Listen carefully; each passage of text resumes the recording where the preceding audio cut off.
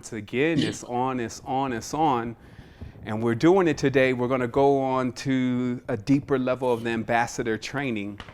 And this is amazing. This is amazing time. So let me just go ahead and let me just check out everything. The camera's looking good. And let me go ahead and just make sure some lines are muted. Let me see the meeting. Okay, mute all. Oh, right, there we go, there we go. That way we don't have any interruptions. And let me see what's going on here. Oh my goodness.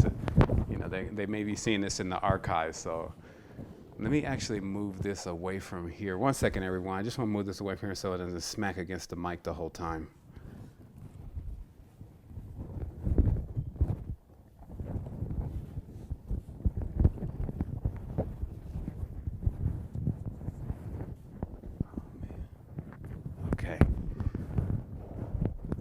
Oh man, my little thing came off. There it is.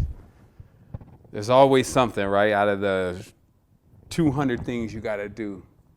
And this, okay, so there we go, there we go. All right, here we go, here we go, here we are. So, let me take a quick moment. So, first of all, thank you for tuning in to yet another one of these amazing, what I would say is character building, conscious building, wealth building, financial building, etc. seminars. Or I just be wanting to explode on words sometimes. It's like, okay, so which one of these words am I going to use now? So what I really want to get into today is I want to go a little bit more deep. I want to go a little bit more integral into what we discussed last week. And then also get some time for us all to connect more and for me to hear others, you know, philosophies and spiritual stances and what I would say is physical scenarios, like your employment scenario, you know, what you're looking to get out of this. This is time for us to begin to open up the sessions on that level. And then what I'm going to do is I'm going to be delivering the pointers, the message, whatever you want to call it, in between these communications. So, because it's just all synchronistic. I've seen so much now that all of this stuff now is really calibrated for exactly what you need to hear and exactly when you need to hear it. And as long as I'm listening, then I can give you exactly what you need right now. And then I'm of course I'm gonna listen even if you're not talking. Meaning I'm gonna listen to your consciousness. I'm gonna listen to your letters and your emails and everything that people say to me and send me. I take a really, really deep look into it. And I just do that personally because that lets me know what's going on around me. That lets me know more about myself. That's the mirror, right? And so right now, you know, every time I get on one of these, it's like when I wake up in the morning, I seek to get all the stuff I ever need to get done that day. And it's so interesting, the whole process, meaning that I literally sometimes when I'm in the shower, I'm thinking, man, you know, it's just only a few more process or this thing just blows into a whole nother thing. You think you can get that all done today? And I just look to compress a lot of the things that I have to do into like one or two things that will accomplish all of those. I mean, life is really like that. Sometimes you could spend 5 or 10 years doing something that to try to get to a certain level that you can get to in a couple months. And what I'm going to talk about today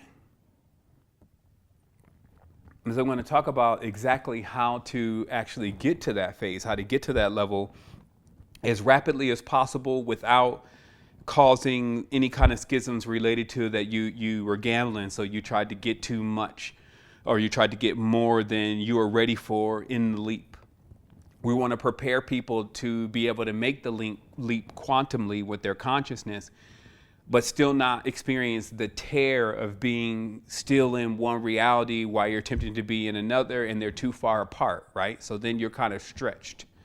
And then what happens is that because you're stretched, what'll happen is you'll have a primary you in one world. Generally, that'll be the physical world because that's the one they come knocking on the door when something's not paid or whatever. Then there's the other you, which is the more spiritual you, and that's where the consciousness most of the time resides. So a person can, and it tends appear to be very aloof to others. Like, oh man, are you even here? You ever had someone tell you that? Are you even here? Are you even paying attention to what's going on around you? This whole spiritual thing has gone too far.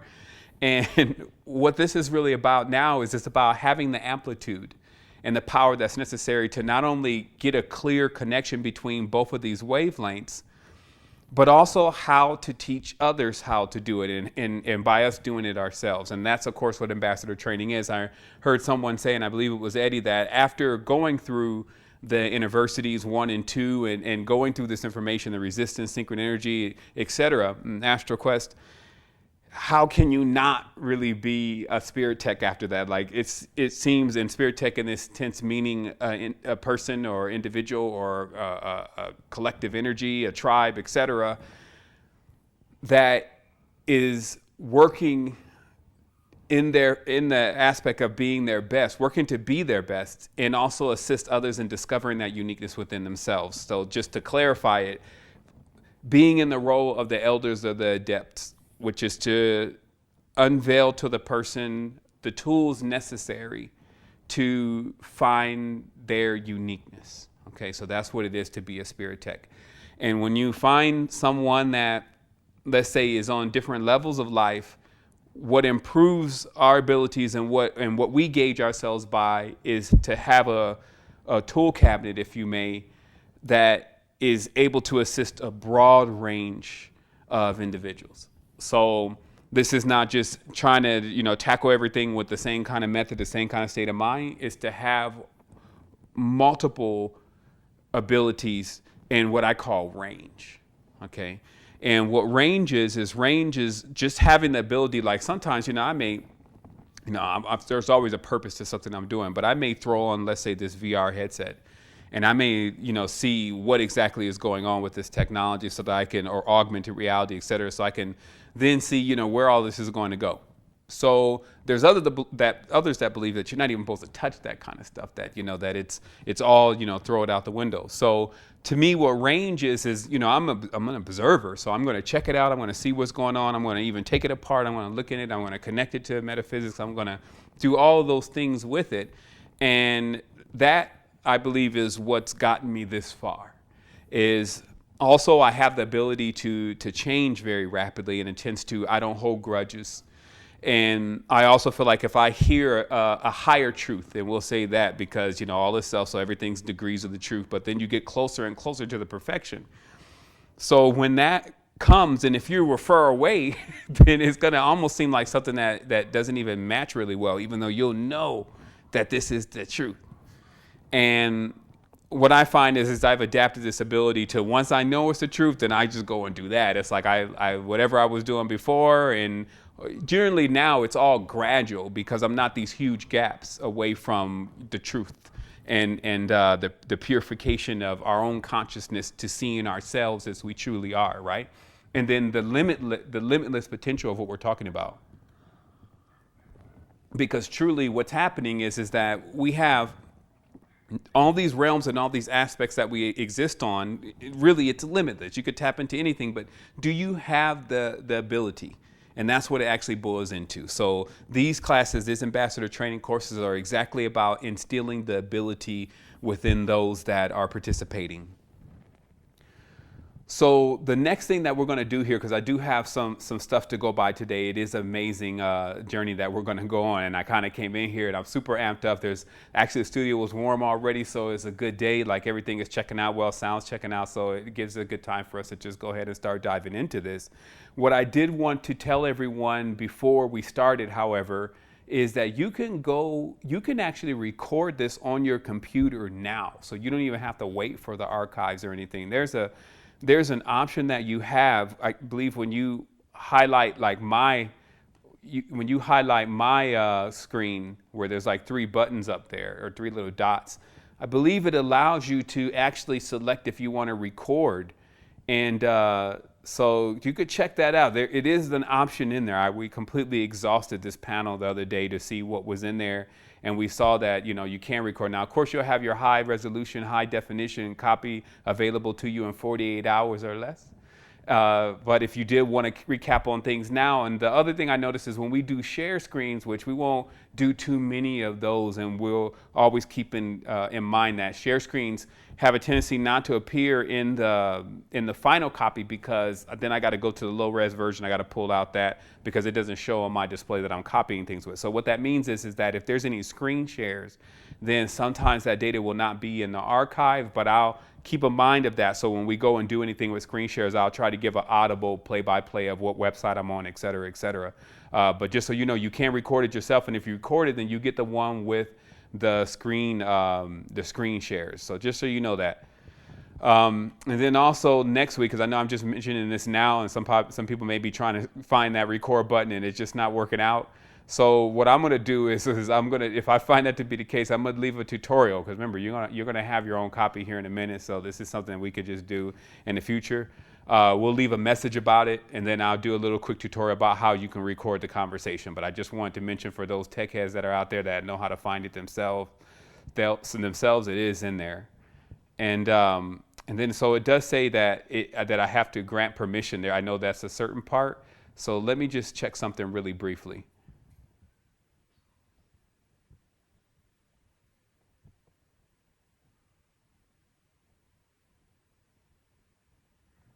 Okay. Okay, here we go. All right. I think this is the panel that's got the juice. All right, so yeah, I'm gonna have to check that out next time. Let me see more. Play, exit, chime, lock meeting. Okay, yeah, I'm gonna have to check that out at another point just to see how exactly it works, because I know it said that I needed to do approval, and then, you know, I don't even see those popping up on my screen where it says somebody is asking or requesting for approval. I've looked in a few areas now. All right, so we're gonna go ahead and get with it. So we just know that's something in the works, and we're gonna get working with it. Also, this is giving some good time for those who wanted to join to actually come into the meeting. So the first part of this is I wanted to, you know, just bring some things at the forefront, because we have a lot of words, and we all know these different words, and they're put into different orders, and then they mean things to us. And we say it, someone else says it, but every time it comes across, we need to interpret it, meaning words. Every time they come across, we need to interpret them. So we have, let's say, for instance, this statement: being a stable foundation and dependable is a big part of all of this. This is a big part of your growth. Now, when I say that, those are common words. So we kind of all know, yeah, if I have a stable foundation, I'm dependable, it's going to make me a better person. But what happens is that, you know, we can then go and move on to something else. It's like, okay, so what else do I need to know? And what happens with this is that we forget the first part of building, which is you need to lay that base pillar. You need to lay that black, massive, super dense pillar that everything is going to sit on top of, but it's the first level of things. And what that's really about is that's about being stable and being dependable. Now, I also want to say that a big part of stability is actually organization. And if you notice that there'll always be something that you're doing in your life that does have a lot of moving parts to it, even if it's your makeup. And you'll notice that if you go into those drawers and you start looking at how things are organized, some people are very orderly, and then some things have gotten a little bit more out of order. So if you ever experience like instability in your life, the first place to tackle getting that stable, rather than try to do it from your mind and figure out what's going on and maybe kick some folks out, whatever, is to get your stuff organized, but look deeper. Like sometimes, you know, it could be your closet where you have all these different things. You may have a lot of clothes and it may be all organized, but then there's like a quarter of that that's just trash, and it should have been thrown away a long time ago. And what that does is it creates instability, because it's literally like a soft layer that's not supposed to be there on top of a hard layer, that your clothes that you normally wear, the ones that are on top of a hard layer, things that you actually really use. And I guess this is somehow to fluff it up, right? But really what it does is it distracts you. It's like looking at a menu with a ton of options. And it's like, man, sometimes when I'm super hungry and I open up the menu and there's a lot of options, I almost just cry right then. Come on, man. It's like, man, I just wanted like this to be simple. And of course, because if you're a vegetarian, you got to actually like build the meal. So I got this technique even that I take out my phone and I start writing a list of the things that I actually can eat. And then once I look at that list, then I'll be like, okay, so this. And all the time they come back with something, and everyone that just orders stuff off the menu is like, man, you know, can I get a little taste of that? So what I'm saying is that there's a way around all of the things that can at times consume our energy. And once we begin to do that, then we find like even when we're starting to patch the small leaks, the energy is so massive anyways. Patching these small leaks give you a lot of power and a lot of potential to push into these projections that we're going to be pushing into now. Because the thing is that for me, every time I get on this, I want to demystify it all. I want to give you every single thing right now, what you need. And I find that, see, when I did the life coaching, it was one-on-one, and that was amazing. But the issue is that I was like, well, how can we get to more people for the amount of time and the amount of energy that's spent? So what I've been really thinking about doing is merging the ambassador training completely into the life coaching curriculum, which was a system to where you can discover what is like your thing. Like you start reading this paper and you start realizing, yeah, there's a lot about this zodiacal character that's really scripted because they got me down to the button. And so that's really one of my plans that I'm going to be implementing really soon here is crossing in that. And the reason for that is so you can discover your uniqueness. Because as you may have heard me in my recent recording talk about, it is actually your uniqueness that is how you should make your way in the world and how you can make your way in the world. And this is big. And it's because obviously the things that are most rare are the most needed, and they tend to cause the greatest issues because they're not here. So you can also put yourself in that category and say, well, that's me. Especially when you know what your unique gift is, because obviously, if you're unique in something and you're doing it, you never get tired. You always feel like you want to keep doing that, right? And so that's another big key to it. And that's why they talk about with, your job or your employment or whatever, to always make sure that you're working in a field that you really are passionate about. But let's just face it, like how many jobs can you really be passionate about these days, right? So this shows you the connection that once you're in the field of what you're unique in, you can then not only not get tired of working, but you can also generate something that everyone wants. So this is an important key to remember. Like today is not about me cramming a billion words all into a short space of time. It's about just listening to these maxims. We won't talk about it later, we talk about it now. Just grab your pen and paper. If you ever see me look over here, by the way, it's because my screen is over here. I always have to get someone that disclaimer, because they'll be like, what is he looking at? So your pen and paper, right, going back manual, because now it's like we're doing a lot of things on the computer, and we're going to talk about that, how to get the computer super efficient, because it's designed actually to cause a bit of chaos. But I'm going to show you how to simplify your computer and your whole cell phone experience to collect your big data, which is basically about you. And it's about this methodical process of how you figure you out and just narrow down what you're going to be doing and how you're going to be doing it. Okay, so just remember, make sure you go back manual, because the pen is still more powerful than the sword. And that way that we have of writing things, this is our actual, this is what they call it, the stylus, right? This is basically the wand. And then, your writings are, if you notice, it's super simple for people to really remember their writing if they write something down versus even if they type it, or sometimes even if they try to remember it, right? So writing things down, it gives a two-dimensional imprint of something and it puts it into play. So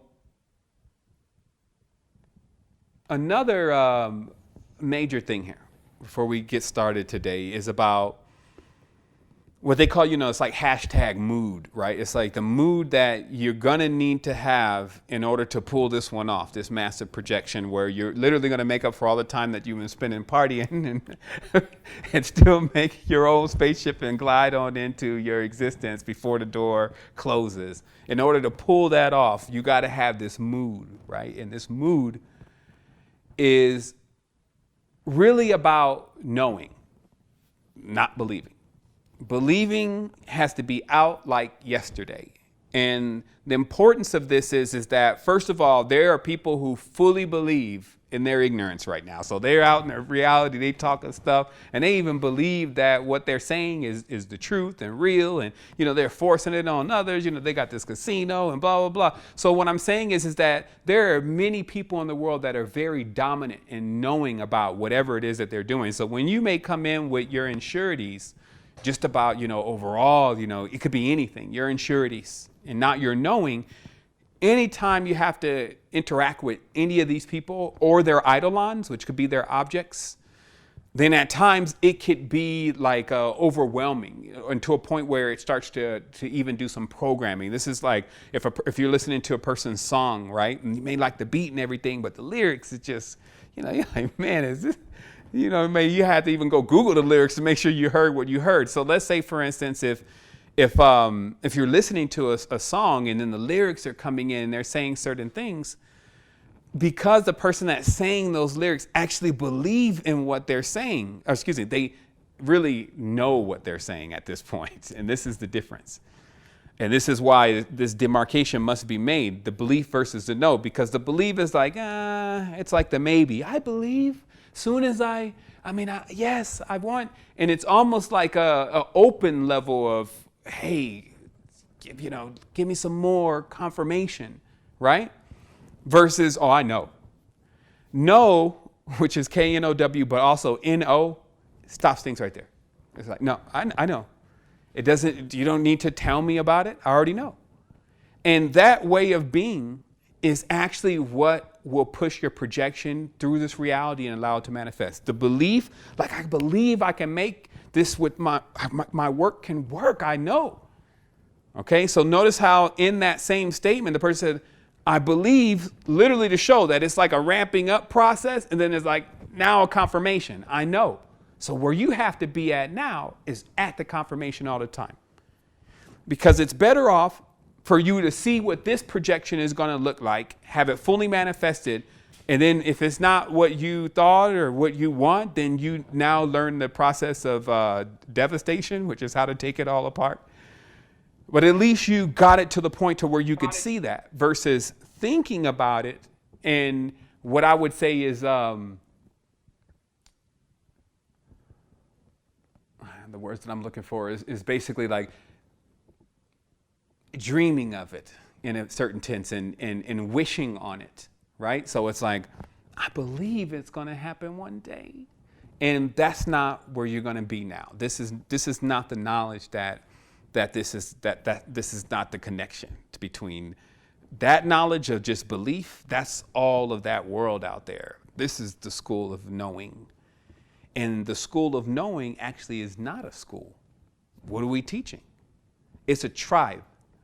And in that tribe, it's a connection. Like this is certain things. And as everyone gets into the uniqueness more, this is going to get more and more interesting. But you notice in the groups and in the social areas that we've created, many people have been linking up and even showing that, hey, like I saw Helder, he was like, hey, I got this whole website thing down pat. So if you're just looking at just turnkey with that or something like that, I can help you do that. And so it's also like what you see in these main industries is that they only really deal with each other. This is how they're able to keep this tight nucleus of resources, but still completely remain symbiotic. Now, we would like to do that with the entire world, but let's start right here. Let's start seeing, as we discover our uniqueness, who has the connection to that uniqueness. And this will be as simple as, and we'll go through all this together. That's the benefit of this course, is that it's all in real time, so you know how to apply it to what you're doing, the people around you, the business you're running, etc. Is we'll watch how, since we have enough people, and I'll be the test subject, if you take the life paths 1 through 9, and let's say we have a 1 all the way through 9, because we have 30-something people, right? And then we have some duplications, but we'll have a 1 through 9. And then we'll be able to take apart ourselves how each person is unique in their own aspect. They discover their uniqueness and begin to utilize it. And then it also connects with someone else's uniqueness, just to show how intricate the system that's already laid out in the stars is to being able to get your current right. So you're just sailing, right? And then at that point, you're laying back on the tip of the boat with the sun coming out, with your leg all propped up, with your oil on your body. And it's not this stressful, like, oh my goodness, what am I going to do next week? Or, oh, I need to find it. Like, you're going to know you're there. And what's being demanded, if anything, is that you remain in that present state in full on, because it's that full on that will power the projections that you have already began to create and will keep creating. It will be in that state. You may still roll over on the boat and just be like, and you'll write down something that when you get out of those states, it will be amazing. So it's like about doing whatever you think is your leisure. And that's a whole nother aspect of things that we'll start to discover. I'm going to even show some things today about how we can pick up new habits, if you may, in order to replace old ones that really are just burning time, or there's no real development in that arena, but you may still be, utilizing something from there, and et cetera, et cetera. Like, how do you really metamorphosize into an entirely new character, right? And then even beyond that, because what we're talking about is just defeating the egregor and getting an open bandwidth connection with your oversoul. And then what I mean by the character is that open connection is still coming into something that's still in the physical reality. We're not trying to help bop. We're not trying to get rid of ourselves or whatever. We will be here on the activation and running this mainframe, though, this body, this flesh, as it truly is, as the magnificent machination that it is. But our consciousness won't be directly tied into the lower aspects of the physical attributes, such as decay. Like there's a loss, or there's going to be a regret, or all those different things. We will use our much more elated state of consciousness in order to always keep our focal point and our beacon in place. So let's keep going with this. I wanted to talk about last week. Now that you understand that your uniqueness is the key to unlocking everything for you, right? So discovering this uniqueness should be your priority right now. And many already know their uniqueness, right? Some paint, some do different things. So now it's about honing in that uniqueness, like getting it focused so that it dials in properly for you. And this is also what ambassador training is about, is because when you need to understand the tools in relation to your uniqueness, like how am I going to be able to work now with certain things, and what should I use to accomplish that? This is going to fill in those gaps for you. But give me just a quick moment. Let me just check my recording. Okay. I just want to make sure that we're still rolling, that we have a good recording. Everything's looking good. So I'm going to keep going with this. And I'm going to look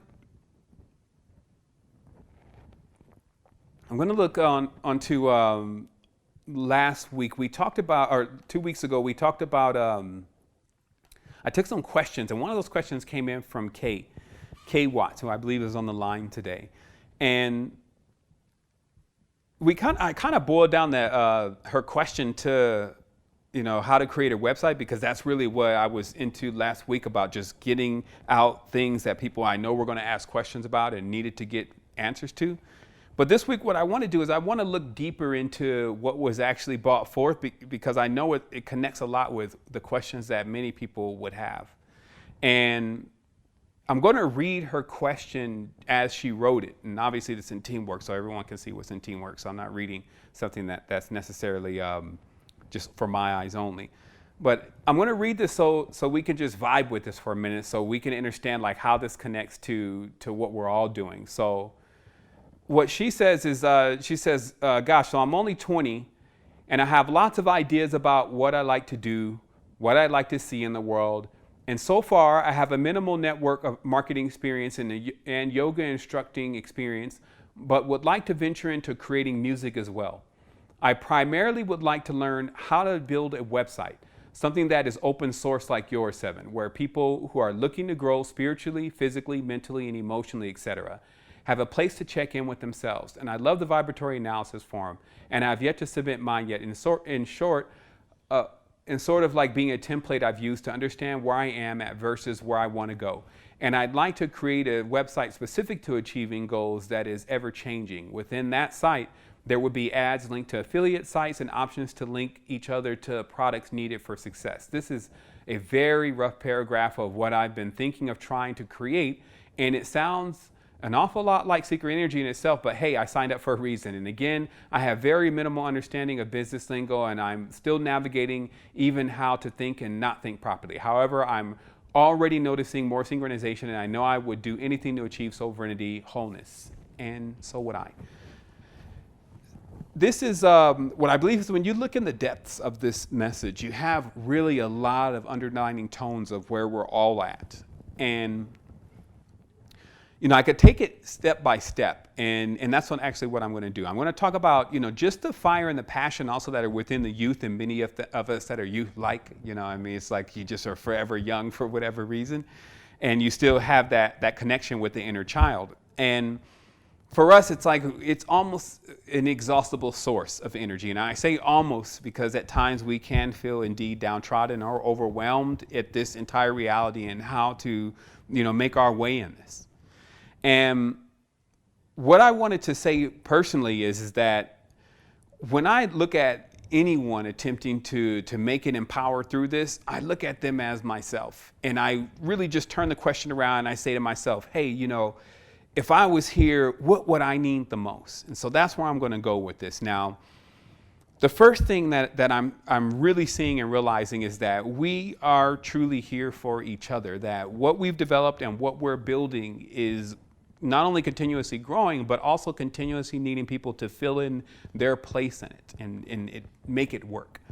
To me, my calling right now is to make not only the financial thing work for Secret Energy and all the aspects of things so that we can get into then manufacturing and employing and then producing products that people are able to completely benefit from, and then also offering employment to others who are looking to get involved in an industry that's not going to be pulling energy from them. So you've heard the massive Project Freeland idea that I have that is massively coming also into projection and into manifestation.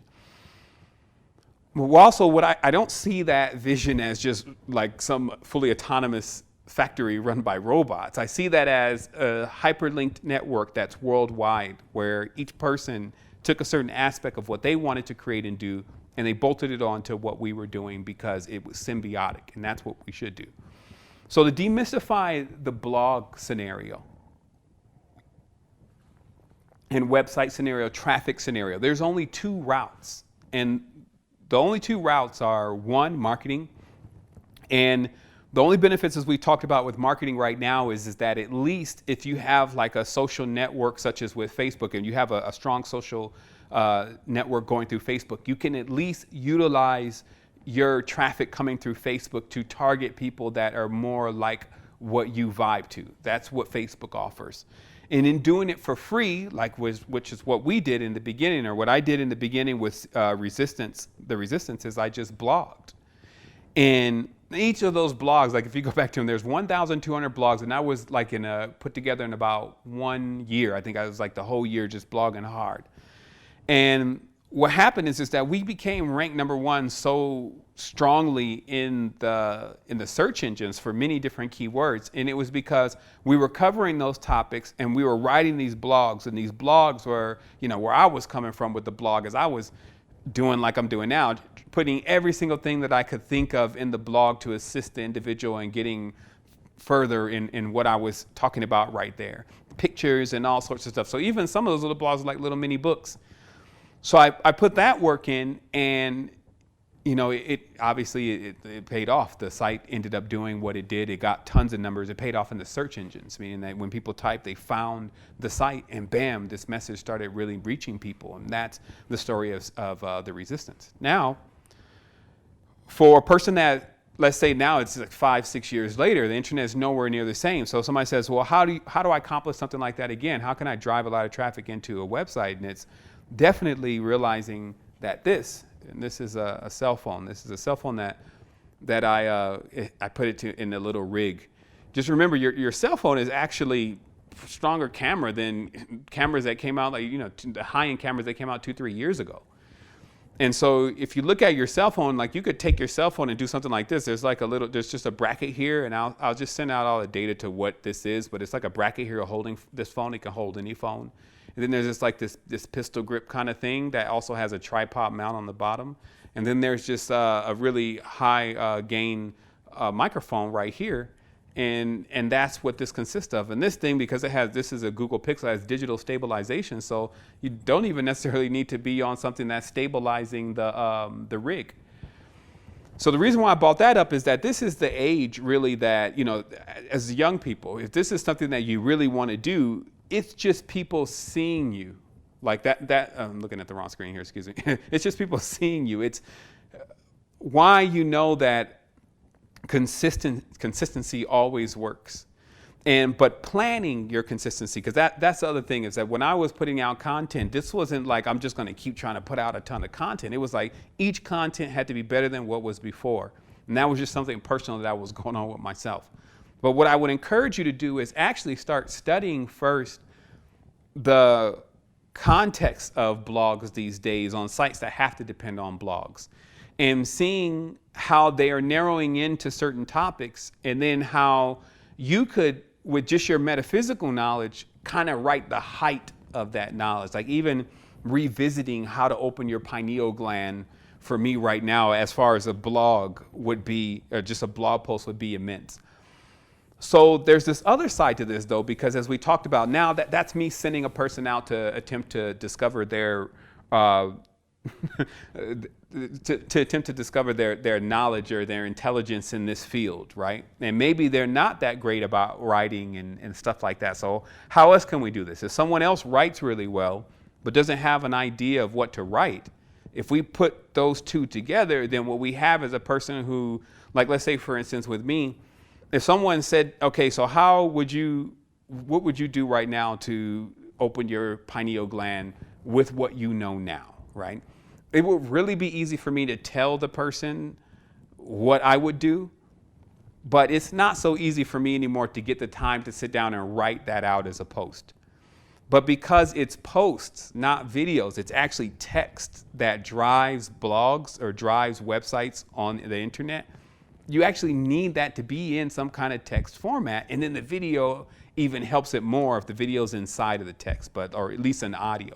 But what I'm saying here is that when you're looking at collaborations, you're looking at us getting to a level to where, and this is why I'm still working with this whole video situation, to where first we put it into a think tank very briefly. Hey, what is the top subjects within the next 2 weeks that we need to be writing about?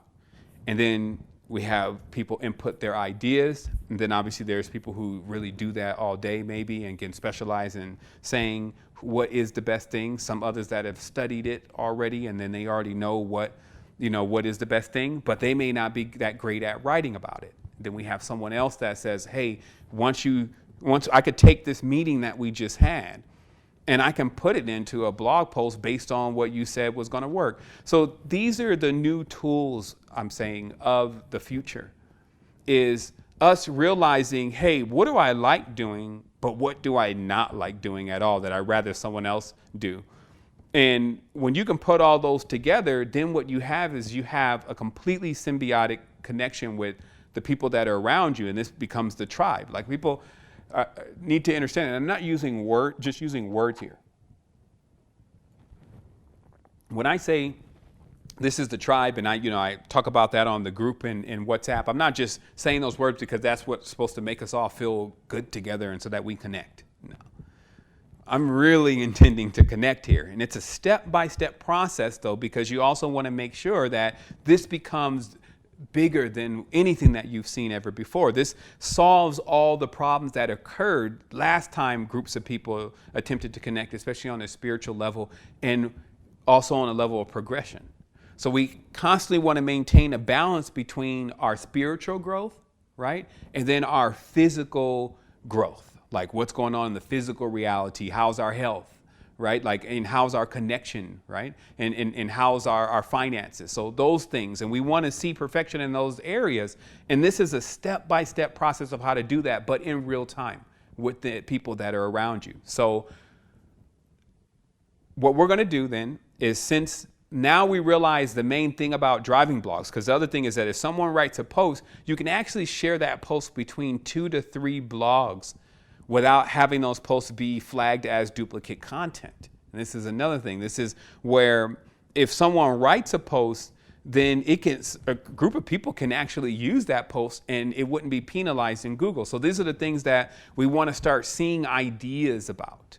So I'm just putting it out there that when we're talking about blogs for all of us, any person here that has a website, when we're talking about information, of course, there's many of us that can crank out massive information like Eddie. I was reading some stuff Eddie wrote last night and I was like, man, Eddie just needs to jump on here as the host or something rather than me trying to answer these questions. Like I wouldn't want to be on the other side of these questions live. I was laughing about it because you would need to be in the zone and popping off, because this is the sure sign of when a being has reached a certain state of their consciousness. And if they articulate that back in text, it comes out a certain way. And these things I feel like are at the top of what our consciousness really wants to know and really wants to feel the most strengthened within its being, right? So I felt it was the questions that were being asked, and you can check those out of Eddie's questions in the ambassador training area and teamwork. I felt the questions that were being asked were the depths of hyperspiritual, in a sense, to when you've gone to a point to where you now are at the threshold, and then you're also peeking back into this reality and then saying, okay, so what do I do from here? And this is why there's such a strong calibration with this group to do something massive, that as it keeps coming to me, like right now, like the main thing that came to me before this conversation was like, okay, now, once we get into the life coaching aspect of this and we start seeing who's a 1, who's a 2, who's a 3, you can see, the connection with my character versus my number, and we start looking at this together, then what will automatically come forth, since everyone here is ambassadors, we all want each other to do very well, is understanding the aspects of each other and where we're at. And then we'll still be in real time though, like, okay, so right now, the main thing is for us to all make sure that we have, let's say, this website. So what I've even been working on is that, one, anyone who doesn't actually have a website but has either a product of their own or needs somewhere for someone to land as a store, for ambassadors, and this is not something we've been able to accomplish on the specialist side yet, but for ambassadors, we're actually rolling out a vendor area in Secret Energy. So this is amazing because it not only brings traffic to your product, traffic that we already have, it also allows you to have a store there that you can kind of park, and it has your products, and it has, any products that you want to share from us, et cetera, et cetera. So you can send your friends and things to this link. And this has been a massive technical link as far as technical feat in relation to the Secret Energy website. And we're really actually at the point of where we're about to install some stuff and make some final upgrades to really take the site to a level to where it can handle stuff like that. I've already been able to accomplish that on Shopify, but because all of our traffic, which is the store.spiritech.com, which is a site that is linked to all ambassador links, so I've already been able to accomplish it there, but obviously a lot of the traffic that people would need is actually coming into Secret Energy site. So just know that we have that underway, because what I'm looking at is this, okay, like for instance, Finn, he does these amazing paintings, and many may have seen his work already. If not, then Finn, you may want to post your work so people can see what you're working on. And when you look at that kind of work, it's just amazing. Also, I have another friend, Joshua Spare, who does these huge sculptures, just amazing stuff.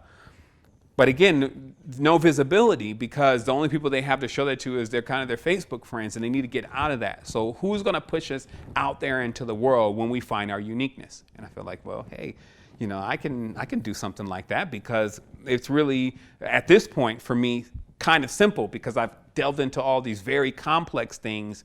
Now when I glance back at the world and say, well, how do we make that work for real? Not like just talking about it, not just dreaming about it, but it fully manifesting. Well, first of all, I think I revealed a long time ago on one of my recordings about how Merrill Lynch's and these kind of major firms, they originally, when they start thinking about their second tier, third tier of their own hierarchy, they use headhunters to find those people.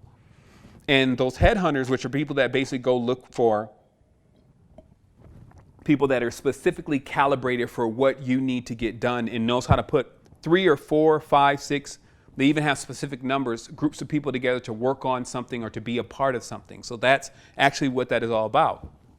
And some of the big time criteria that they go off of is astrological, Kabbalistic, and to me, the more superior simplified system is the life paths, which I'm going to go ahead and put a notepad on all the life paths so you can check that out. And then also we're going to start getting some feedback, and this is how we're going to use the polling system that's already built in this software. We're going to just do some feedback when we get in next time. We're going to say, well, you know, how many people are if you're number one, you know, raise your hand. So this way we can start going into this process rather rapidly of equipping each other to do what we already came here to do, the reason why we're actually on the phone together. And I've been able to discover more about that. And so I'm going to move on, and I just wanted to say, just in conclusion to Kay Watts' query, that talk to us about, and this is, you know, talking to us is basically make messages, make notepads, get active in those groups. And this is what I encourage everyone to do. Talk to us about, you know, where you're at in blog creation level and video creation level, and especially with what you're doing in real time in your life. And what that's going to allow us to do is, and this is something that we're all going to be experiencing together, that'll allow us to kind of hone in more. Okay, so this is exactly the thing that you should do. Let's try this, and then let's see if it works. And all that whole process is play. I can't emphasize enough that what we're going to see with this group, as it continues to even grow, because it will grow from here, what we're going to see with this group is we're going to see how we can implement things in real time. So it's totally different than what I believe a lot of the other places, that the motivational houses, et cetera. Well, they probably do it in more of a different kind of way, different structure. This is just going to be where you meet someone new, and for a period you begin to connect and see yourself through them. You watch their success, you watch your success, and not only that, you know each part of how those successes were obtained. You learn these life paths through the people who actually have those life paths, not by just reading something on a piece of paper. You learn it from a tribal member that is in your path, on a certain path, and then that way it's easier for you to define. So when you actually see something going on in the matrix, you can say, oh, well, that's 2 behavior, that's 3 behavior, that's 6 behavior. And it allows you to very easily and very rapidly weave your way through any kind of scenario in order for you to get what you need to get done so you can get to your sovereignty. So here's what we're going to go into next. We're going to look also into a deeper look at what I'm going to call good design. Now, next week we have this class, and it's either going to be on Wednesday or Thursday. I already set it. I'm just setting the time, so you'll get a notification about that. And let me just do a share screen really briefly here. Okay, share screen. All right, there we go. Okay, so I'm doing a share screen really briefly here, and I'm going to, let's see what this has for me right here. Okay, there we go. Okay. So this link, which I'm going to share to you, you don't have to open it now. In fact, I advise not opening it now because this will probably drag down quite a bit of bandwidth. Let me just put that in here. My chat. Hey, what happened to the chat? Okay, one second. Let me just find my chat. Oh, there it is. Chat. Okay, let me just go through this real quick, and I'll share the link then after this. So what you're looking at is you're looking at basically the AWWW award site. So, and I'm going to share the link. But this is the website that actually gives awards to websites every year. They've been doing that like for the past 10 years. So when you're looking for design inspiration, it's really good to see what already nailed it and even won an award for it. I'm going to share this link.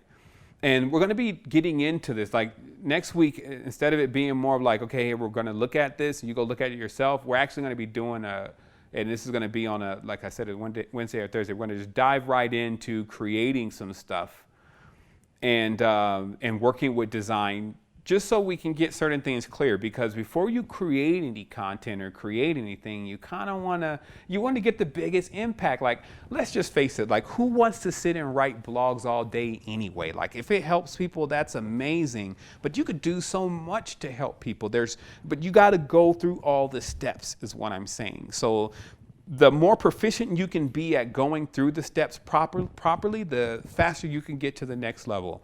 So if you start off by the proper curation, you can beat the whole the quantity versus quality factor, which is that most sites, they only deal with really quantity because they have to keep a lot in their thread. News and all this stuff, there's got to be a lot in the thread.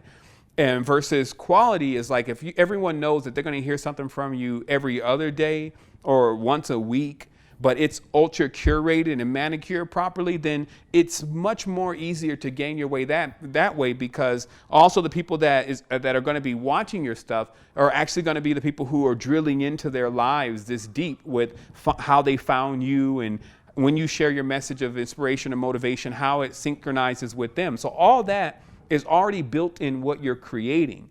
So all we're doing is we're just looking at the tools, the palette that's being used to create things, and we're adapting what we want to create over into a blend of that palette, which is already conformed. And what I mean by that is that, like, for a while, I remember there was these buttons on every website, and these buttons really made it look like you wanted to click those buttons. They even had like almost like some three-dimensional thing going on, right? And for a while, everyone wanted one of those kind of buttons on their site. They wanted it to be the checkout button. I'm just giving you an example here. Now, like, I guess within the last 3 years, let's say 2-3 years, everything went flat. And they even called it a flat UI. And it just looks so much more clean and minimalist. But just a few years ago, it was the opposite. So these are the trends that when they move, if you end up getting stuck with that 3D button and it's flat button time, some people would think that may be overkill. But no, it's like, when it's only one button, when it's only one template, meaning that much of this stuff you only create as far as when you're templating what your blog's supposed to look like, when you're templating what your elements are supposed to look like. Most of that entire process is just a template, and then you breathe the life into it with whatever the special part of the message is. But you need to have that font, right? And this typeface. This is another huge thing. It's like noticing how, and let me just see if I can get a little bit more water here. 1 second. Okay, thanks. I'm noticing how when you go into something like a editing program with footage and those kind of things, or excuse me, when you're editing text over the top of an image, you notice how it's really difficult to nail how does this text look on this image. So what designers do is they already have a font library. It's like even when you're working with your editing program, like your Photoshops or your Inkscape, which is free, the only fonts that should even be in there, because you can remove all the extra fonts, is just the fonts that you use. So this is what speeds up things, makes things faster. This is what we're going to be dealing with next week. I'm going to go ahead and share this link to the AWW Awards in the chat room, and I'm sure somebody's probably found it and shared it already. But then now I got the chat box back here, so I'm going to share it. Okay, so that's just a resource again for you to look at, get some design inspiration. But I've pulled quite a bit of things from there for some examples of what we're going to do next week, because I'm actually working on a landing page, and I'm actually going through the process and recording the process of how I come through this conceptualization of what the landing page is supposed to look like. And we've nailed some pretty amazing landing pages. Let me just show one of these landing pages here. And remember, landing pages, this stuff, it applies to anything that you're actually doing. And there's just a way to get it going. And then there's a way to, let me see, this is Innerversity.secret. 1 second, let me just find this link, secretenergy.com / I think that's the URL. Wow, I can't believe I nailed that. Anyway. A lot of years in Droid land. Let me see. Okay, so my screen is sharing right here. So this is a landing page, and there's actually a video that starts here. But this landing page I put together, but it was also based on this other landing page that I saw that was really, really nailing it too. And I started realizing that it's kind of difficult to find these landing pages that are put together really well. Like, it seems like there's this all low quality landing pages out there that seem to somehow be converting. And then there's some that have, these very, very strong design teams that, they have to put the time and the energy into actually creating these amazing landing pages. So what we're doing, and this brings us into our next thing, And let me just keep it on the screen share since we're going there. The next thing here is to look at resources like Evernote. When it comes to your integration, this is the app reference or productivity app of the day. It's definitely Evernote because, man, if I had started using Evernote like maybe 4 or 5 years ago, I probably wouldn't even be on Earth. Just saying, like I would have built some kind of quantum rocket already. And it's just because what happens is that, you know, not to get people tied up into getting information, but let's just face it, the right information is power. So you come across a stuff all the time. And for a while, I remember when I first started getting into the deeper levels of my consciousness and I would read something on the internet that really clicked, I would go into copying the whole page and pasted it into a Word document, save it and swearing up and down that that page is going to be gone tomorrow. And I think actually 1 or 2 times it did happen. I had copied and saved something, or one time actually, that's always that first time I didn't save it. You went back to sites closed. I just still waiting on it, waiting for that, just swearing up and down that that information right there was it. But what I'm saying is that you go through this process of actually collecting all the information that you need. And I find that what then happens is these folders that just go deeper and deeper and deeper into all of this unorganization. And so what I've been doing personally to keep my life organized in real time, because some were asking about this, is I've jumped into this Evernote because it's a cloud-based note keeper. So this is better. This works for me because I have at least 3 computers that I rotate from depending on what I'm doing. There's always a computer around, right? Your cell phone's a computer. So what happens most of the time is that when you have one of these massive ideas or connections, you know that after a while, it's almost like a headache to keep it in the brain. So you want to transfer it somewhere else. And to me, the most efficient software at getting stuff somewhere else and then organizing it properly so you could know if you were studying dieting, right?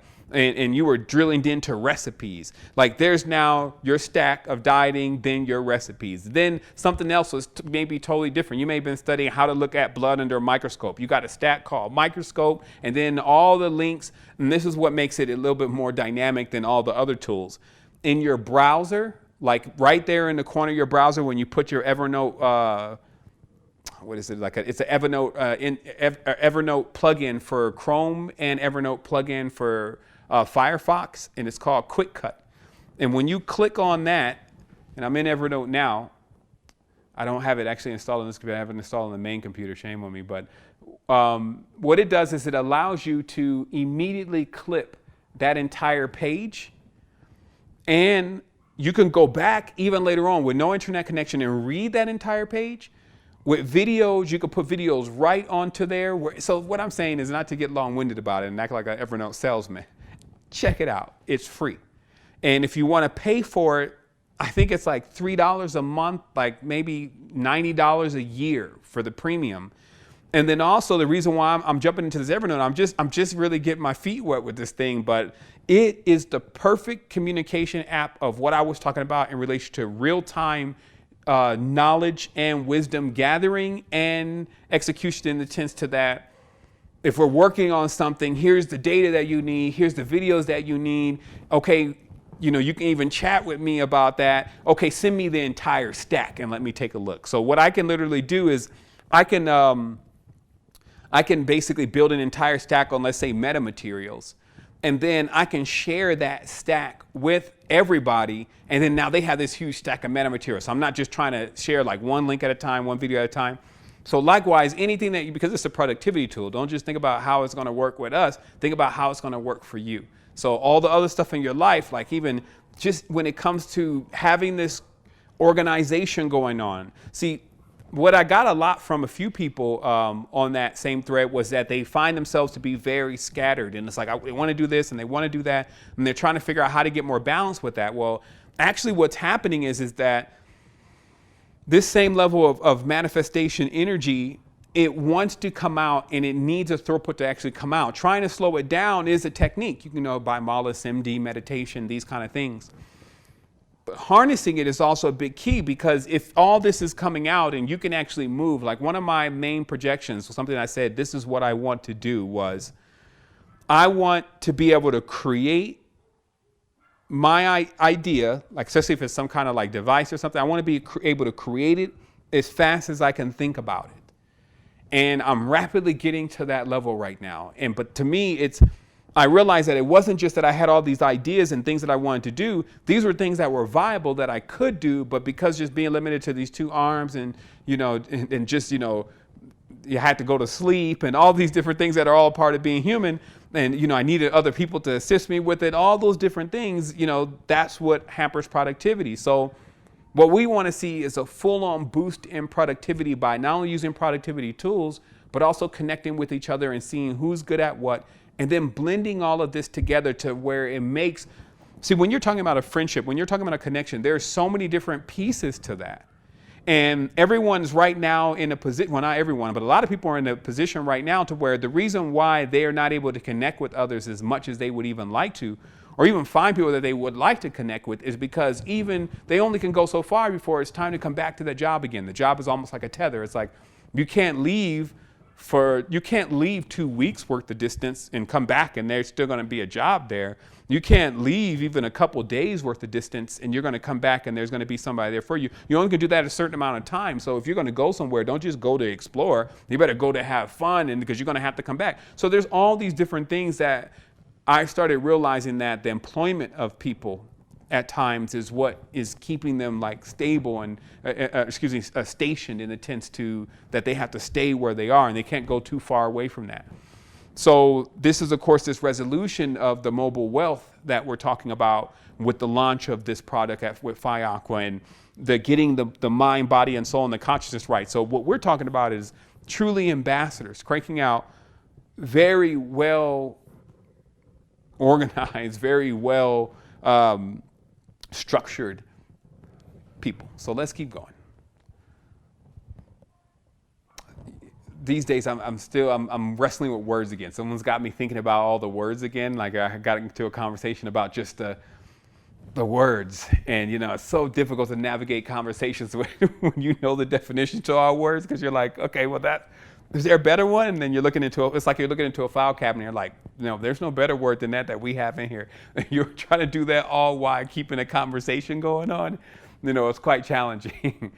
So I shared the link. So I also showed you the rig. I want to go also a deeper look now, even deeper, to last week or the week before, Miguel actually sent us an email about basically how to speed up the brain to catch up with his ideas. And this kind of actually brings us right into where we're supposed to be, because we just started talking about that. And it's about understanding. We talked about last week or week before about understanding learning modes.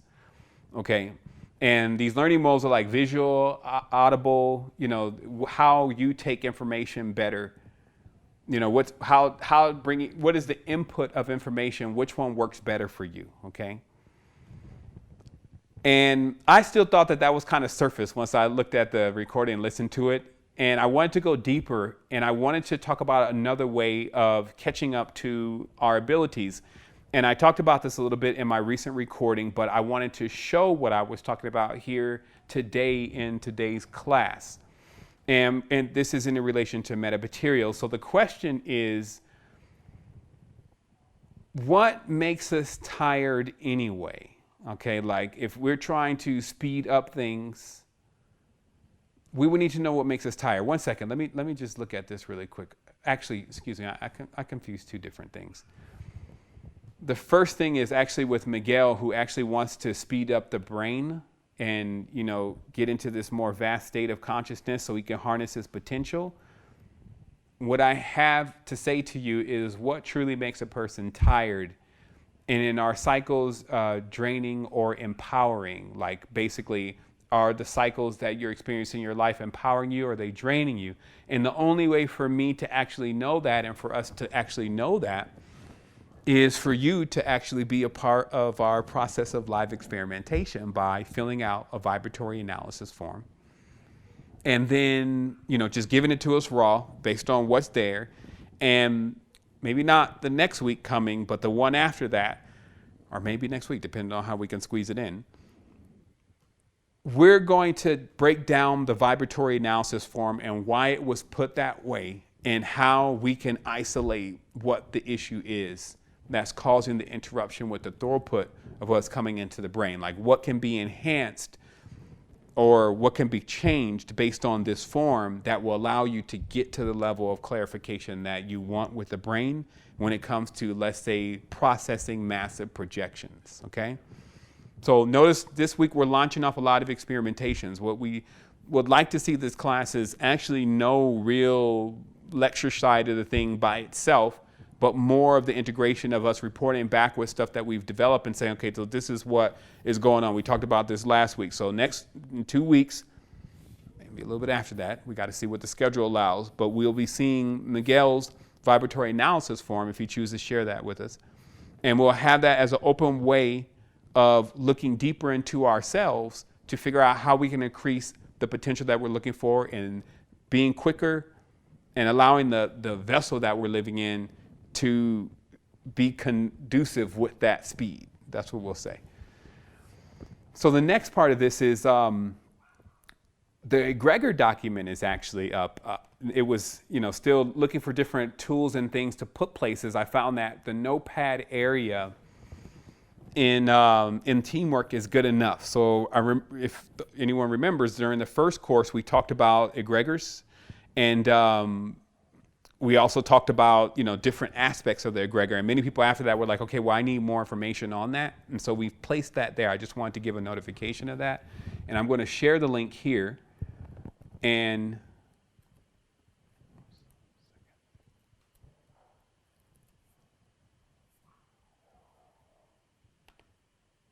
okay, there we go. Okay, so I'm going to share the link here. So if you want more information about the whole egregor, it's an amazing write-up. I did put a disclaimer before that. You can read it. But man, it just really nails in, what exactly we're dealing with and how it comes about. And it's just so factual because you could just connect things with other things and be like, bam, this is exactly what it is. So just letting you know that whole egregor document is there. Okay, so the next thing here is this is what I actually was talking about in regards to now going a little bit deeper into the meta side of things, which is Demario Nash sent us a message, and he said, one of my questions is that it has to do with flashbacks, and very vivid flashbacks that give me a euphoric feeling for just a split second, and then it dissolves, and then I'm able to then remember intricate details about the time, and I'm able to put myself back there quite literally and interpret the feelings that were there in the room. It's almost as if I can go to my past, take from it the truth, and apply it to the current situations. I'm 33 years old, and I can remember vividly as far back as 4. What exactly would you say is taking place, and if there is an explanation for this? And I gave a word for this, and I call it hypersensory deja vu. And many of us are experiencing these moments to where it's like we get so much. We don't just get a visual. We don't just get an audio. We don't just get a smell. We get a whole hey, is there something I'm missing out on or something that I was a part of? It's a strange feeling. It's almost like it can even make you giddy. It can make you feel amazing. It can make you cry for one moment. It can make you become completely moved by something that you remember but don't remember. What is this?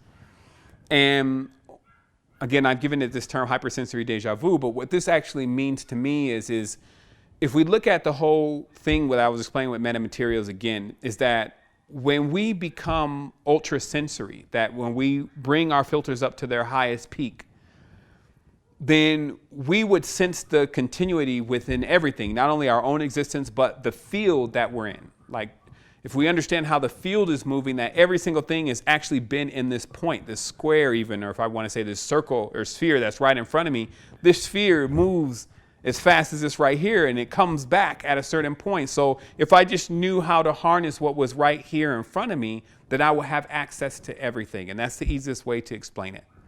Now, this access to everything actually involves a system, and we're going to take a quick look at something really briefly. It actually involves a system that I was explaining before of these geometric connections. And let me just turn this on really briefly. And what I've done is I've bought the, let me stand up here 1 second. I've bought the microscope into the session today just to show what I'm talking about in relation to these metamaterials. And just give me 1 second here. Right there.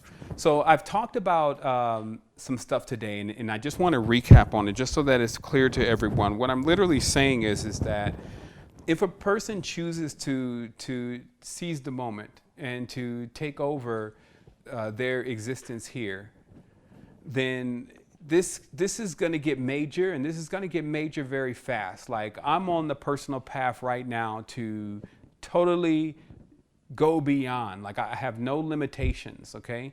And that's something that we're going to get to in just a moment here. But so I have no limitations, and I found that now with no limitations, you can get quite far in this. And so what I'm explaining is that when we talk, sometimes it becomes so difficult for us to commit to what we're saying with our words. And I'm a big timer on, when I say I'm going to do something, no matter how long it's going to take me, I'm going to get it done.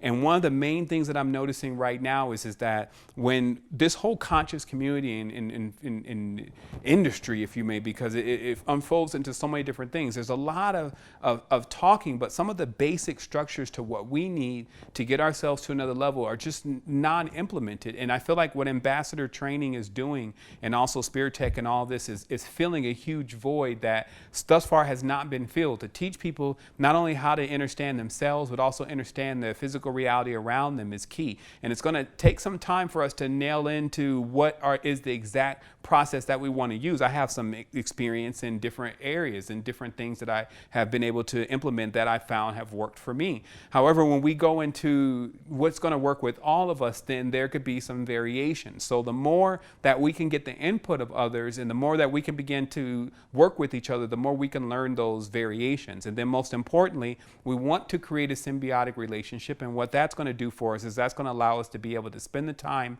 in developing something that's actually going to also pay off for us on all levels. So meaning I would like to see someone write something, and then that something go to the top of the blogs and Secret Energy, and it be able to be something that is symbiotic for the person, where they're getting some recognition for what they're doing. I would love to see all of that, but I also understand that there's a structure of how all those things are implemented, and there's what you would say is guidelines.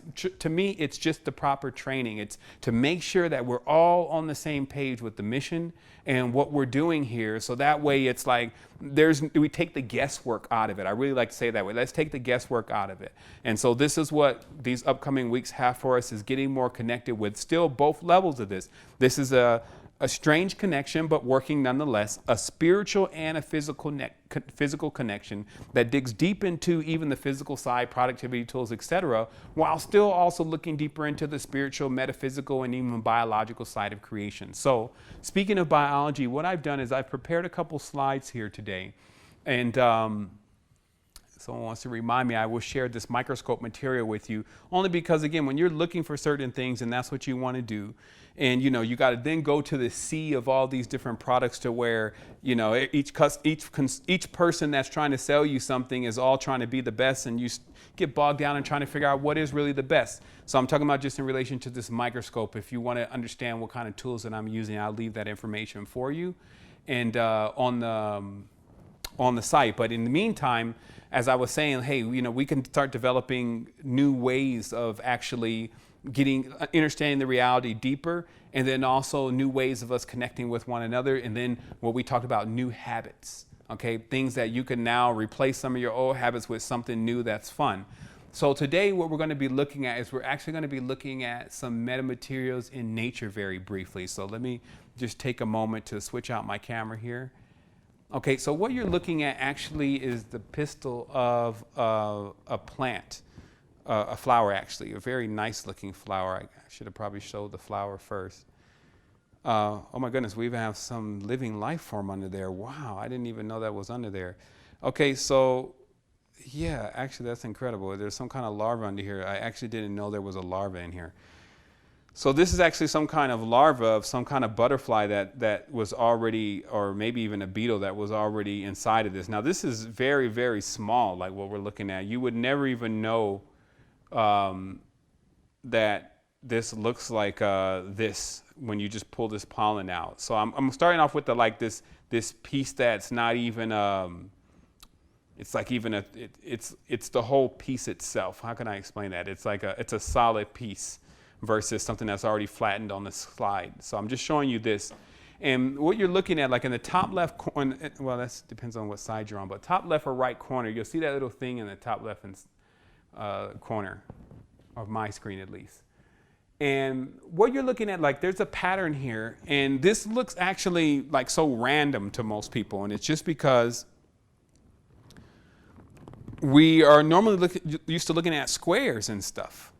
And because of this, man, that worm is so small, you can't even see that worm on the slide. It's crazy. But anyway, what happens is, you can tell this is one of my hobbies. So now this pattern, it looks like, okay, well, that's just like some blobs and some glotches or some nibbles that are coming out of something. Like I don't see a pattern there, but there's actually a pattern there. And because we're used to looking at like squares, triangles, and those kind of things, then it's apparent to us because of how our eyes is trained, okay? So now let's go in a little bit deeper. Wow, okay, so actually that is one of the bigger ones. So actually here's more of a wider view of the entire thing. Okay, and then now we're just going to get down to the nitty gritty here in a moment. So that's just basically like a little spore that comes out that holds pollen, and those little pieces that you see on it is pollen.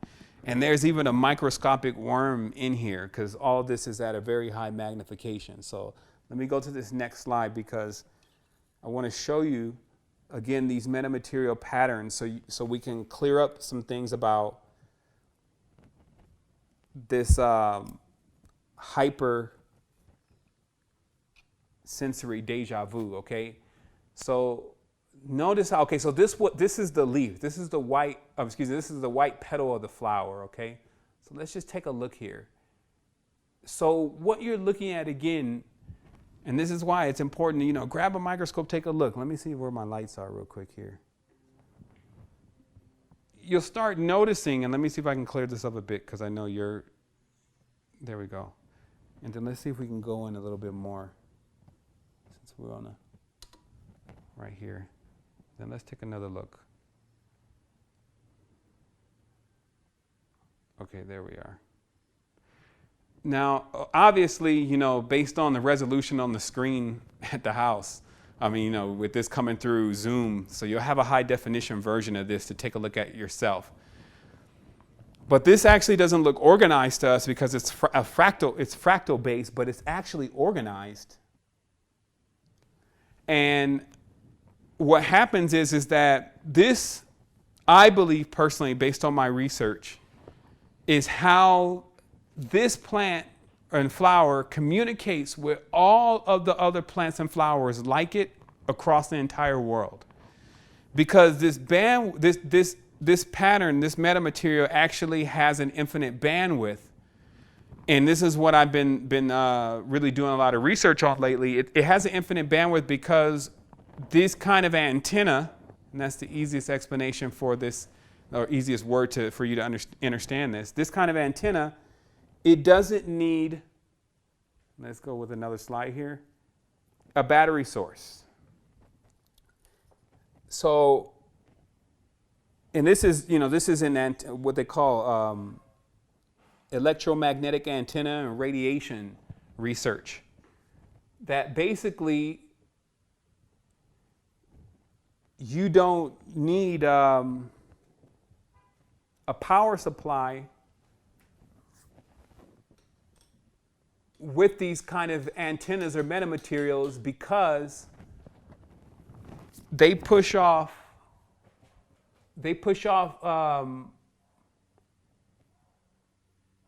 what we would call an induction. Like this is like when you set an electric device on top of another electronic device, it can even power that device. And they call that induction, and that's based on the two polarities being able to mate. So let me just make this simplify it, okay? What we're talking about here is we're talking about this microscopic pattern, because remember, this is under a microscope. This microscopic pattern that we're looking at here is powerful because it's so small, but it's still organized. So it's creating a bandwidth because it's basically an antenna. And just like, so this would mean that inside of our bodies, which I mean, this is just a piece of pollen, man. Like if you get to going into the body, there is all types of different kind of things growing on inside of the body. So this would literally be saying that there's a lot of antennas inside of the body. That's where the different levels of consciousness in our perceptions are actually coming from. So this is why what they were talking about with like candida, for instance, that, you know, this candida starts to really start getting to the person and making the person really want to go and eat sweets and stuff like that, as if it's talking to them. But what it's communicating on is it's actually communicating on this bandwidth that is much more efficient in communication than words. So this is like another language we're talking about. It is literally another language. And even the research that's been done on this and some of the application are like, you know, cloaking devices, stuff that we would not even think are available in the reality. It all makes a part of this thing that I'm explaining to you about metamaterial. So this right here is actually a stacked metamaterial. It almost looks like what you would say is a comb, a honeycomb hive, but it's not designed just with cubes. It's designed a different way. And this actually was printed. I print this from a printer that normally needs supports to print anything. And this doesn't need supports because the way that it's structured, it continues to build on itself. So that kind of shows you why this is used by bees and used by certain life forms, inorganic and organic, because some crystals have this same kind of meshwork. Why this is used, because it basically builds on itself. It has the highest level of tolerance on each edge. So again, to simplify what I'm saying is I'm saying that we're on the brink and everything that's developed here at Spirit Tech, we set it up so that everyone else can also benefit from the development. The next thing that I'm actually rolling into is where I provide the metamaterials to people so they can use them in their art and they can use them in different parts of their projects and things that they're developing. And I just feel like that this is the reason why this is the answer, the solution for so many things, because you don't see it really anywhere. It's like everything's so closed source. It's like, oh, well, you know, sorry, you're not a part of what we're doing. And, well, you know, maybe we'll call you back. Well, let's see what you did already. And, oh, you know, you never get a response back. Like I went through an entire process for years, four years at least, where I'm like, hey, you know, I got this knowledge and I think it would be great for your radio station. Let's let people know. No response. Only because I had no numbers or anything, so numbers. So they were like, hey, why should we bring this person on the stage and give them a shot when they would just be, you know, like, how's that going to benefit us? See, the thing is that that's where even the big Googles and the big eBays realized that model, Facebook's, that model is not going to get to the magnitude of anything that is trying to be done on a high level. You have to open it up for others. You have to make it so that it's actually people and their uniqueness and their individuality is what we're all coming to truly see. And so to be a facilitator of something like that on any level, us doing it, you doing it, us all doing it, this is a massive thing. And so I wanted to take some time, since this was this part of the conversation I wanted to jump into, to where I wanted to open up the forum a bit. But before I do that, I wanted to read Eddie's first question and my answer, because I did go through the questions and I realized, man, we got to get, like I said, we got to get a show around these questions. But the first question that I answered, which was, you know, actually I read 3 questions, and the first one I answered, and the other 2 I realized that we just needed to talk about it. And this question was that he says, I continue to learn a lot from you. And one of the things I've learned is to sit back, or to sit and rock tumble the vibrations until they digest and make sense. I understand this value. I understand the value in this. However, there are some things that overwhelm me, and I would appreciate direction on how to proceed. And the question is, one time while consulting with psilocybin, I came to a space after the merging of all to one, and that was of nothing and everything. And I felt like every experience, memory was acceptable, but since I saw it in the correct perspective, I didn't need or desire them.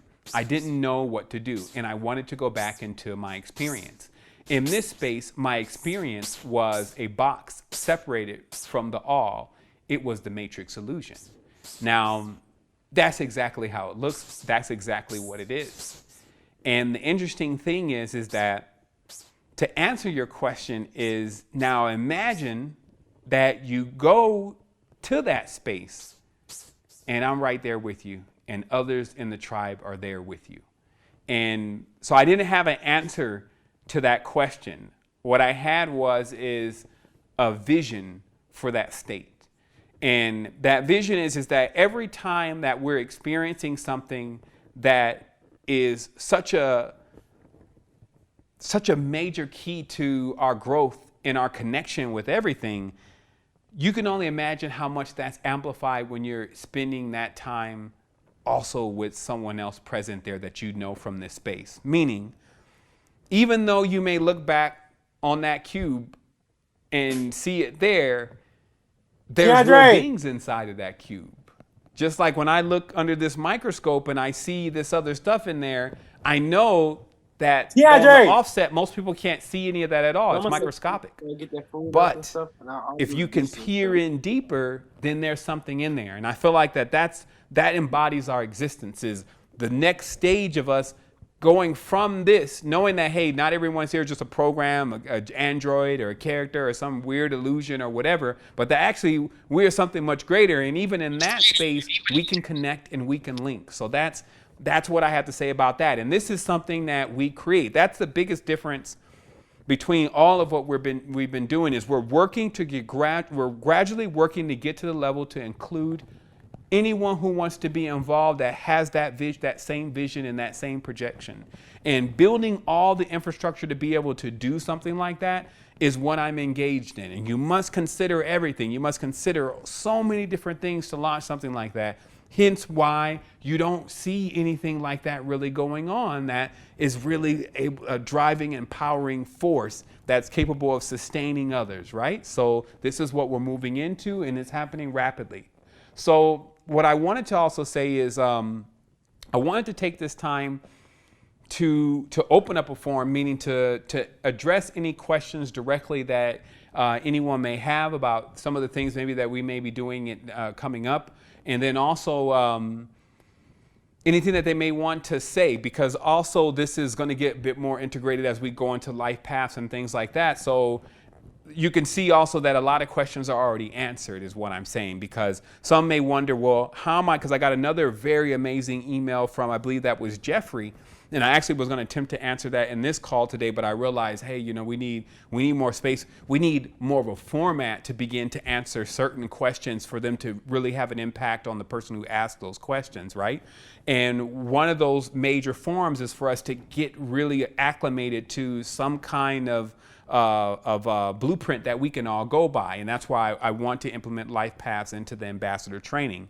And then from there, people can start answering questions like, how am I supposed to apply this in my life? Well, if I give you a generalized answer about how I'd apply it in my life as who I am right now, that is probably going to benefit you maybe 40%, maybe even 60%, but not 100%. You're going to need to know that special, unique side of you. And because we can narrow it down to actually 9 archetypes, you can not only see what is the solution for yourself and where you need to go right now in your own personal space, you can also see what's going on with others that may not even want to read that kind of material, so you know how to address them and what kind of response you're going to get back from them because of that.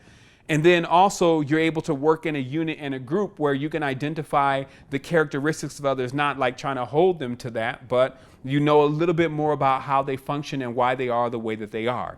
And when you train yourself to do that, because you're not going to be able to do everything yourself, let's just face it, you'll be able to go into environments though and understand the main point that most people are having such a hard time with. Like, I talked to some of my amazing friends this weekend, Gambia and Humberto. They actually came down, we hung out a little bit, and we went into some deep recollections and reflections about, consciousness and where things are going. And one of the main things that came up was just our ability to begin to not only just connect with each other, but also dig into some of these materials and these techniques that are really necessary to get us all to learn how to connect with others and how to get the space calibrated properly so that way we can get the maximum amount of growth and potential from that space. But most importantly, when we were having those conversations, I cited that one of the major things that's missing is, well, what kind of integers do you use to calibrate that space? Like, basically, who's responsible for connecting everything so that way it works and something's going on? Because it's one thing for us to say, hey, let's go on a weekend or let's go for 2 months and let's all go and hang out somewhere, right? I'm not sure who will be able to do that for 2 months. But it's a whole nother thing to say, okay, we're going to launch a complete solar, let's say we want to 3D print solar panels and we want to launch a project to be able to do that. Let's put a group together. We want to bring food and wholeness to inner city youth. Let's put a program together. Let's do that. And how does that run when you don't have like one specific person saying, I have a nonprofit organization and that's what I do. And you see, so all of that, where's the glue is what I'm saying. And when I started looking deeper into relationships, I started noticing that there needed to be some kind of unifying components. There needed to be something that everyone kind of agreed on as being a higher truth. So that way, when one felt like that somebody else wasn't actually living in that higher aspect of themselves, it wasn't necessarily them that was saying, hey, you're not living in this higher aspect of yourself. It was what we were all going by. So that way, there's no animosity or energy directed towards that person just because they're saying, hey, in your path, it says that this is a redundant thing. You may want to work on this, and all of it being very harmonically driven. And so this is what we're creating. So I'm going to take this time then now. We've talked about, I'm just clearing my list here, WeVideo. I got something working on with WeVideo's billing structure. I kind of thought it was one thing, but it ended up being a lot more expensive if we do it one way and a lot cheaper if we do it another way. But they have to recalibrate some things for us. So just for those, I think that was Julian checking up on the video creating scenario.